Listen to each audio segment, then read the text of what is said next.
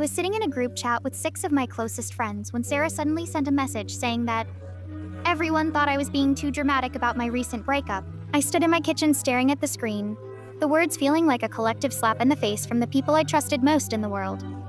I hadn't even been talking about the breakup that much, but Sarah had decided to act as the spokesperson for the entire group's secret frustrations. She didn't just express her own opinion. She used the weight of the whole circle to make me feel like an outsider in my own social life. I felt a cold, hollow sensation in my chest as I realized that while I was grieving, my friends were apparently having private meetings about how much of a burden I was. Sarah had always been the self-appointed leader of our group, the one who decided which restaurants we went to and who was in or out for the weekend. I realized now that she used this power to keep everyone on their toes, and I was just her latest target because my sadness was making it harder for her to be the center of attention. By speaking for everyone, she was making it impossible for me to defend myself without feeling like I was fighting the whole group.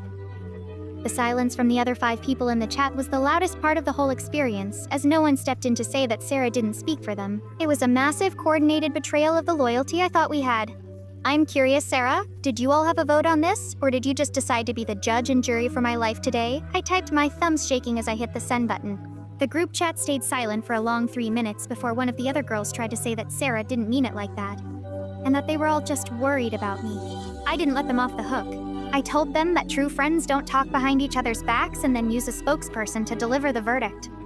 I realized that a group of people who would let one person speak for their collective conscience was a group that I didn't want to belong to anymore. I left the group chat that night, and I didn't respond to the individual messages that started trickling in over the next few days. I realized that Sarah was a bully, and the others were just spectators who were too afraid of being her next target to stand up for me. I spent the next month focusing on my own healing and reaching out to people I had neglected while I was busy trying to fit into Sarah's social hierarchy. I found a few old friends who were genuinely happy to see me and who didn't feel the need to audit my emotions every time we spoke.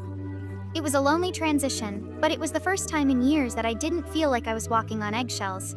I have a new circle of friends now who don't have a spokesperson and who speak their minds directly if there's a problem. Sarah tried to apologize a few months later when she realized she had lost her favorite person to talk about. But I didn't accept it because I knew it was just a ploy to get me back into her orbit. I learned that everyone is usually just one person with a loud voice and a few people who are too quiet to disagree. I am much more confident in my own voice now, and I never let anyone tell me how I should be feeling about my own life. I am doing great, and I have realized that being alone is far better than being surrounded by people who only love you when you're easy to manage.